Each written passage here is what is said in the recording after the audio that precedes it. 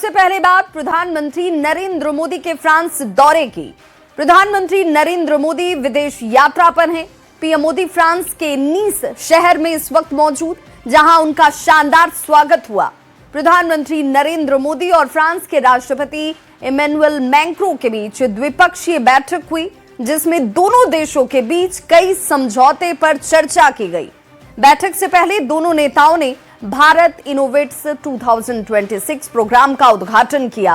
इस दौरान मोदी ने कहा कि इनोवेशन भारत के डीएनए में है। भारत अब सॉल्यूशन लेने वाला नहीं, दुनिया को सॉल्यूशन देने वाला देश बन चुका है। 17 जून को फ्रांस के एवियान में पीएम मोदी G7 समिट में शामिल होंगे। G7 समिट से पहले प्रधानमंत्री नरेंद्र मोदी और अमेरिकी राष्ट्रपति डोनाल्ड ट्रंप की मुलाकात होगी, जिसमें दोनों ही नेताओं के बीच ट्रेड डील पर बातचीत हो सकती है।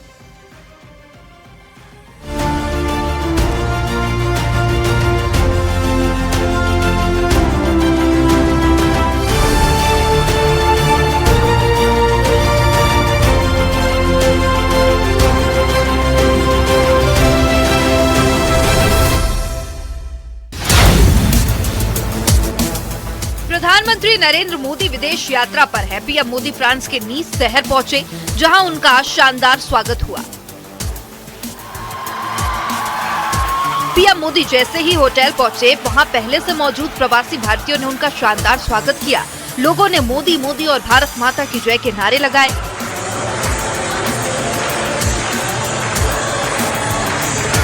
पीएम मोदी ने भी लोगों से हाथ मिलाया और वहां मौजूद बच्चों को भी दुलार किया। इस दौरान पीएम मोदी ने एक बच्चे को गोद में उठा लिया। प्रधानमंत्री नरेंद्र मोदी और फ्रांस के राष्ट्रपति इमैनुअल मैक्रों के बीच द्विपक्षीय बैठक हुई, जिसमें दोनों देशों के बीच technology innovation, health tech, medical technology, AI, semiconductor और स्पेस टेक्नोलॉजी से जुड़े कई समझौतों पर चर्चा हुई। भारत फ्रांस के बीच 114 राफेल लड़ाकू विमानों की डील पर भी चर्चा हुई। बैठक से पहले दोनों नेताओं ने भारत इनोवेट्स 2026 प्रोग्राम का उद्घाटन किया। इस दौरान मोदी ने कहा, इनोवेशन भारत के डीएनए में है। भारत अब सोल्यूशन लेने वाला नहीं, दुनिया को सोल्यूशन देने वाला देश बन चुका है। आपको भारत के युवाओं का आत्मविश्वास दिखाई देता है, आपको नए भारत की ऊर्जा दिखाई देती है। एक ऐसा भारत जो सॉल्यूशंस का कंज्यूमर नहीं, सॉल्यूशंस का कंट्रीब्यूटर बनकर के उभरा है। यहां कोई एआई से गांवों का जीवन बदलने के लिए काम कर रहा है, कोई किसानों की मदद के लिए सैटेलाइट टेक्नोलॉजी का इस्तेमाल कर रहा है, कुछ युवा स्मार्ट सिटीज, एडवांस मैन्युफैक्चरिंग और नए मटेरियल से भविष्य का निर्माण कर रहे हैं। पीएम मोदी 13 जून से फ्रांस स्लोवाकिया के 6 दिन के दौरे पर हैं। 17 जून को फ्रांस के एवियान से पीएम मोदी G7 समिट में शामिल होंगे। G7 समिट से पहले पीएम मोदी और अमेरिकी राष्ट्रपति ट्रंप की मुलाकात होगी, जिसमें दोनों नेताओं के बीच ट्रेड डील पर बातचीत होगी।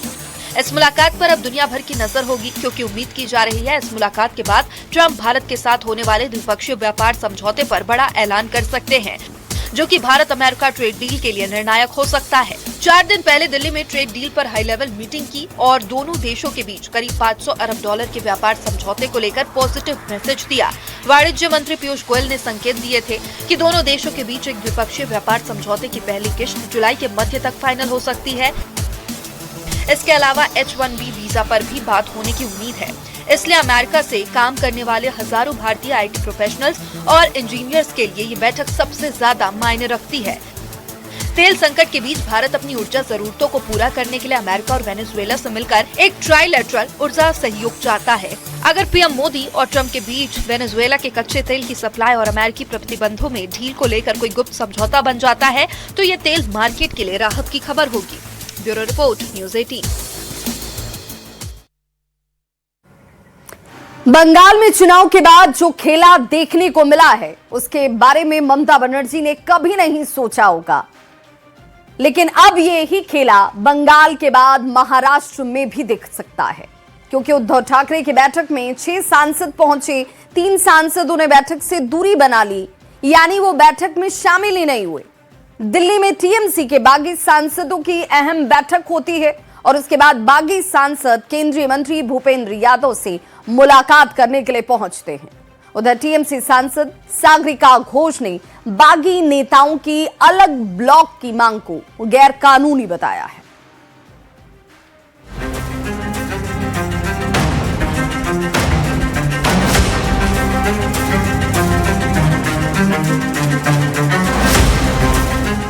दिल्ली में टीएमसी के बागी सांसदों की अहम बैठक हुई। उसके बाद बागी सांसद केंद्रीय मंत्री भूपेंद्र यादव से मुलाकात के लिए पहुंचे। बागी सांसद काकोली घोष ने दावा किया कि अब 20 नहीं बल्कि 22 सांसद उनके साथ है। এখানে এখন কিন্তু আমরা সবাই রাজা, আমাদেরই রাজার রাজত্বে সবার একটা কন্ট্যাক্টে রয়েছে, এর বেশি বলবো না। আমি এবং তার মধ্যে আরো আছে, ধরে নিন আরো দু একজন আসবেন। আমি যেটা 20 বলেছিলাম সেটা আসলে 22, সুতরাং আমাদের অপেক্ষা করতে হবে। बताया जा रहा है कि बैठक में लोकसभा में अलग ब्लॉक बनाने की रणनीति पर विचार किया गया। खबर है कि बागी सांसद 15 जून को लोकसभा स्पीकर ओम बिरला से खुद मिलकर असली टीएमसी के रूप में मान्यता देने की मांग भी करेंगे।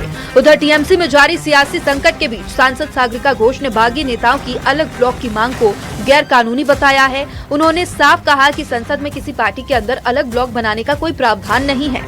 बागी सांसद काकोली घोष दस्तीदार के बेटे डॉक्टर वैद्यनाथ घोष दस्तीदार ने ममता बनर्जी समेत पार्टी के कई नेताओं को कानूनी नोटिस भेजा है। नोटिस में उन्होंने इस आरोप को खारिज किया है कि उन्होंने बारासात विधानसभा सीट से टिकट मांगा था। उन्होंने टीएमसी नेताओं से 15 दिन के भीतर सार्वजनिक माफी और स्पष्टीकरण की मांग की है। ममता बनर्जी उन्होंने कुछ दिनों पहले फेसबुक में एक वीडियो वार्ता उन्होंने दी है। उस वीडियो वार्ता में उन्होंने कहा कि उनके दल के एक सांसद है जिनके साथ बीजेपी के संपर्क है। उन्होंने ये भी कहा कि ये जो सांसद है ये उनको उनके जो संसदीय दल को तोड़ने की कोशिश कर रहे हैं। और उन्होंने कहा कि इसका कारण ये है कि उनके जो बेटे हैं उन्होंने टिकट मांगी थी और वो टिकट नहीं दी गई।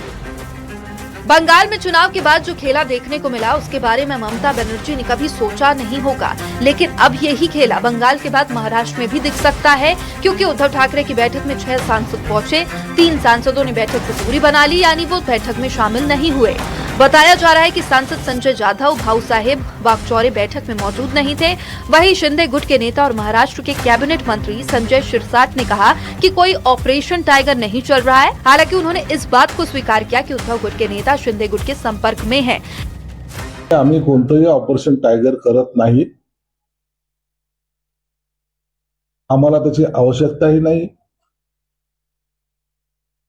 परंतु उभाटातले काही लोक फुटणार आहे हे निश्चित झाल्यामुळे जाणून बुजून त्यांच्या संपर्कात आहोत किंवा संपर्क करतोय असं कोणतंही चित्र आमच्या समोर नाहीये आणि आम्ही त्या ऑपरेशन टायगर करतही नाही। परंतु ज्यांना यायचं असेल तर त्यांना आम्ही नाही सुद्धा म्हणणार नाही। क्या बंगाल के बाद अब महाराष्ट्र में उद्धव गुट में टूट हो सकते हैं, क्योंकि उद्धव ठाकरे की बैठक से 3 सांसद नदारद रहने के बाद यही कयास लगाए जा रहे हैं। Bureau report, news 18। राम मंदिर में कथित चंदा चोरी के मामले में एसआईटी का गठन कर दिया गया है। श्री राम जन्मभूमि मंदिर ट्रस्ट के अनुरोध के बाद से एसआईटी का गठन सीएम योगी आदित्यनाथ के निर्देश पर दिया गया। एसआईटी की टीम 7 दिनों में प्रारंभिक रिपोर्ट को सौंपेगी और इसके बाद टीम 15 दिनों में अपनी अंतिम रिपोर्ट देगी। एसपी सांसद ने जहां एसआईटी की जगह सुप्रीम कोर्ट के निर्देश पर कमेटी बनाने की मांग की, वहीं डिप्टी सीएम ब्रजेश पाठक ने पलटवार कर सवाल किया कि क्या समाजवादी पार्टी को बाबरी मस्जिद के चंदे का हिसाब पता है।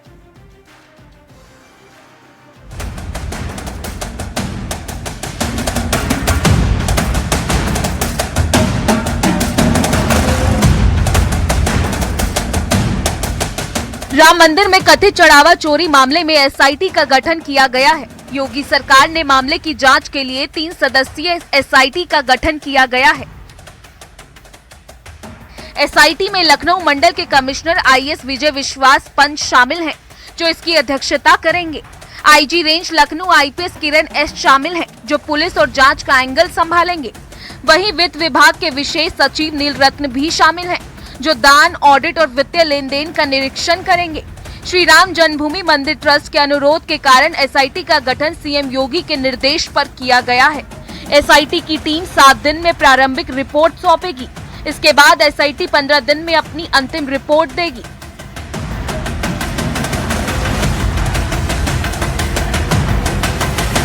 राज्य सरकार ने 24 घंटे से कम समय लिया और एसआईटी गठित कर दी और 15 दिन का समय दिया है।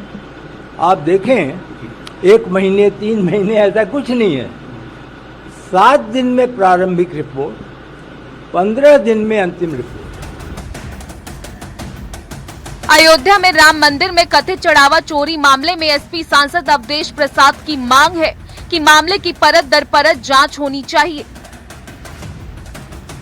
माननीय उच्चतम न्यायालय के निर्देशन पर कमेटी का गठन किया जाए, जिससे दूध का दूध पानी का पानी और परत दर परत जो पैसा निकला है सब पता लग जाएगा और तब तक के लिए जो मौजूदा हमारा ट्रस्ट है उसको निलंबित रखा जाए।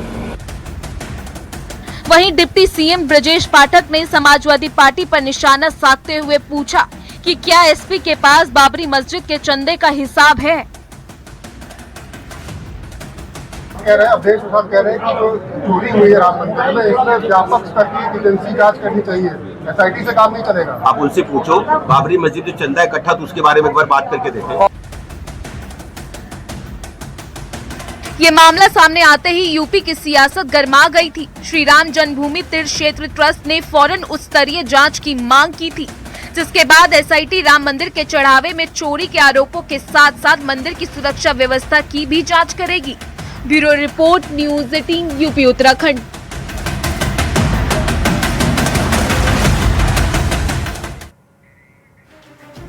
बिहार में सूर्यघर बिजली योजना से अब क्रांति आने वाली है। सीएम सम्राट चौधरी ने पीएम सूर्यघर बिजली योजना का उद्घाटन करने के साथ ऊर्जा से जुड़ी कई योजनाओं की बड़ी सौगात दी। सम्राट चौधरी ने कहा कि सौर ऊर्जा से ज्यादा बिजली उत्पादन होने पर सरकार लोगों को इसके लिए पैसे भी देगी। 24 नवंबर 2027 तक बिहार के 25 लाख घरों को मुफ्त पीएम सूर्यघर बिजली योजना का लाभ हासिल होगा। एक बिजली के सेक्टर में इस देश में सबसे ज्यादा बिजली देने वाला कोई राज्य है, वो बिहार है।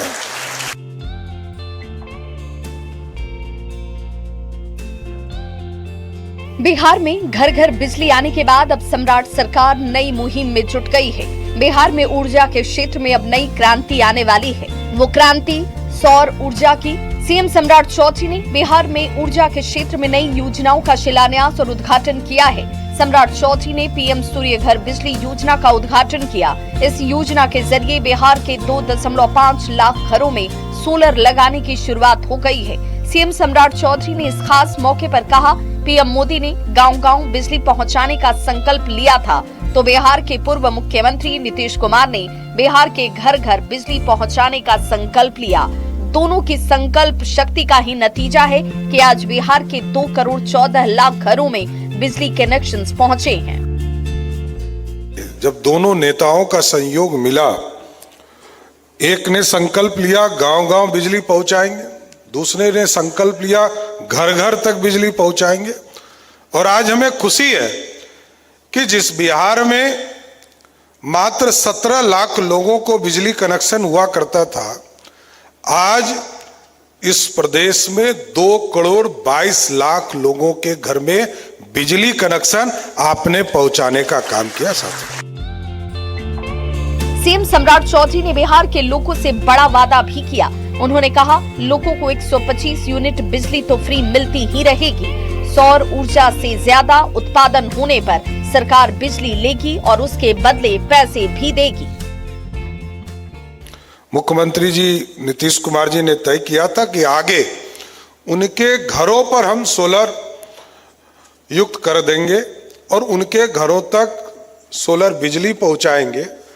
और इसके बाद जो 125 यूनिट के ऊपर जो आपको बिजली उत्पादन होगा आपके घरों में, वो तो स्वतः बिजली विभाग को ये व्यवस्था आप खड़ी करनी चाहिए कि जिसके घर में अधिक बिजली उत्पादन हो रहा है उसको पैसा भी देना उसके घर में शुरू कर दीजिए। सीएम सम्राट ने कहा 24 नवंबर 2027 तक बिहार के 25 लाख घरों को मुफ्त बिजली सूर्य घर बिजली योजना का लाभ मिलेगा। 2 वर्षों में 20 नवंबर 2027 तक ऐसी संरचना खड़ा कीजिए कि 25 लाख घरों को मुफ्त बिजली का जो सूर्य घर योजना है इसका लाभ हम देने का काम कर सके। साथियों, बिहार ने बिजली और सड़क के क्षेत्र में बड़ी उपलब्धि हासिल की है। आज बिहार के हर गांव गली बिजली से रोशन है, तो गांव और गलियों में पक्की सड़कों का जाल बिछ गया है। अब जल्द ही वो दिन आने वाले हैं जब बिहार के हर घर पर सोलर प्लेट दिखेगा और सौर ऊर्जा से बिहार तरक्की की नई इबारत लिखेगा। न्यूज़ 18 के लिए पटना से रवि एस नारायण की रिपोर्ट। बिहार की सांस्कृतिक और पारंपरिक विरासत को एक बड़ी पहचान मिली है। भोजपुरी पेंटिंग और पिड़िया को जीआई टैग की मान्यता मिल गई, तो वहीं नालंदा के प्रसिद्ध बावन बूटी और गयाजी के पत्थर कटी स्टोन क्राफ्ट को भी जीआई टैग का दर्जा मिल गया है। इस उपलब्धि के बाद कलाकारों, शिल्पकारों और स्थानीय लोगों में खुशी की लहर है।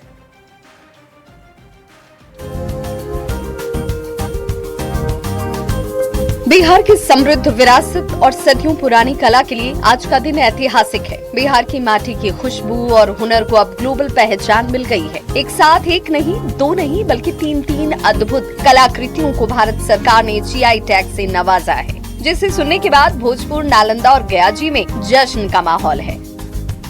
सबसे पहले बात उस कला की जो हमारे आचार, विचार और लोक जीवन का हिस्सा है। भोजपुरी पेंटिंग और पिड़िया मतलब कोहबर लेखन अब आधिकारिक तौर पर जीआई टैग इनको मिल गया है। शादियों के शुभ अवसर पर दीवारन पर उकेरल जाए वाला ये कलाकृति सिर्फ रंग नहीं बल्कि आशीर्वाद और संस्कृति है। कलाकारों की आंखों में खुशी है, जिसके हकदार ये कला सदियों से थी। तो उसमें हम लोगों को काफी दिन से हम लोग इस मतलब मेहनत में लगे हुए थे कि कब इससे अंतर्राष्ट्रीय पहचान मिले, कब जो ये जो हम लोग का कला है वो एक घर के अंदर ही सीमित था, लेकिन आज के समय में लोग मतलब काफी अंतर्राष्ट्रीय लेवल तक लोग इसको जाने हैं, समझे हैं। इस बात की बहुत खुशी है हम लोग। अब बात नालंदा की, वहाँ भी बुनकरों के चेहरे खिल उठे हैं। नालंदा की शान बावन बूटी कला को जो अब जीआई टैग की मान्यता से सुसज्जित है। सूती कपड़ों पर हाथ से बुनी जाने वाली ये 52 अद्भुत बूटियां हमारे बुनकरों के कड़े इम्तिहान और अटूट धैर्य की कहानी कहती हैं। अब ये कला नालंदा से निकलकर दुनिया के बड़े बड़े फैशन बाजारों में धूम मचाने को तैयार है। जीआई टैग मिलने से तो एक बुनकर में उम्मीद जागी है कि जो पहले लोग नहीं जान रहे थे अब लोग जानेंगे और बिक्री भी अच्छा होगा, और सरकार से भी उम्मीद करते हैं कि हम लोग के बहुत आगे तक पहुंचा दिए हैं। और अब गयाजी की वो कला जिसने कठोर पत्थरों में भी प्राण फूंक दिए। जी हाँ, गयाजी के मशहूर पत्थर कट्टी स्टोन क्राफ्ट को भी जीआई टैग मिल गया है। पत्थरों को तराश कर उसे जीवंत मूर्तियों के तौर पर बदल देने वाले इन शिल्पकारों की उंगलियों का जादू अब पूरी दुनिया सर आंखों पर रखेगी। अब शिल्पकारों को मिला है तो इससे पहचान होगा कि अंतर्राष्ट्रीय स्तर पर यहाँ के कलाकार अपना मूर्ति अपने ब्रांड से अब बेच सकते हैं। ये खुशी की बात है हम लोग की। इन तीनों जिलों में आज कलाकारों ने एक दूसरे को इस ऐतिहासिक जीत की बधाई दी है। अब सिर्फ ये एक टैग नहीं बल्कि बिहार के हुनरमंदों के पसीने और साधना का वैश्विक सम्मान है। न्यूज़ 18 के लिए आरएस से चंदन कुमार, नालंदा से अभिषेक और गयाजी से एलन लीली के साथ ब्यूरो रिपोर्ट।